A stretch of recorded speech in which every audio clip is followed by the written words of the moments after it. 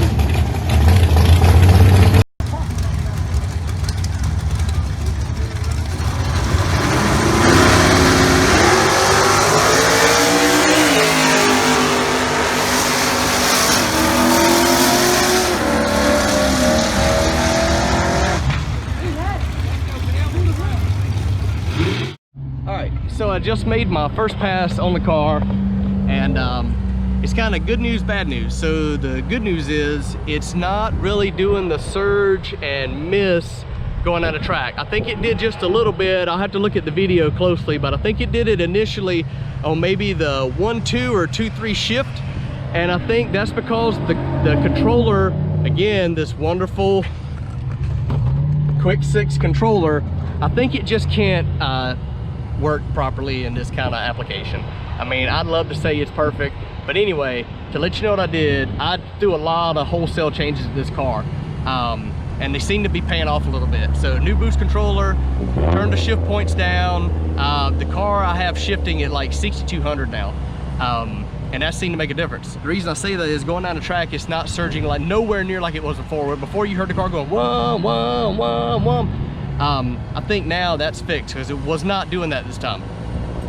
So long story short, I did leave on the 2-step. It took a while to get up on the 2-step for some reason. Not really sure why. Again, first time on the 2-step. I was in a bracket racer class, test and tune.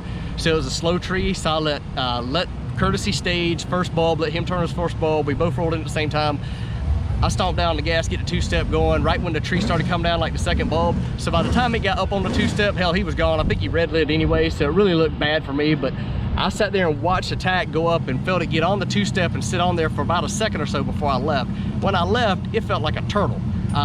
Because I only have it leaving on 6 pounds of boost. So it felt like a turtle. It kind of rolled out. I have it going from 6 pounds to 15. It felt like it kind of started moving. It was only a 152 60-foot time here. So you'll see it on here. I sat there forever. It was 2.6 seconds I sat there on the line. It had a 152 60-foot time. Now what's interesting here, the mid-track was 4.0. But from the mid-track on, it was pulling pretty good. It went a 601 and it went 122.9. So the car's really working good on the other end. It's amazing when the car's not surging how it's actually making power now and pulling.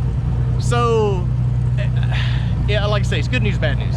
The car didn't hook very good. They're running a 28-275 class tonight, and I don't think the track prep's like it normally is tonight because I watched John Dock in the Grand National.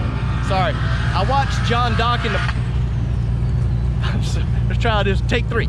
I watched John Dock in the Black Sheep Grand National try to make a hit, and very uncharacteristic, he completely annihilated the tires, which is not like him in that car.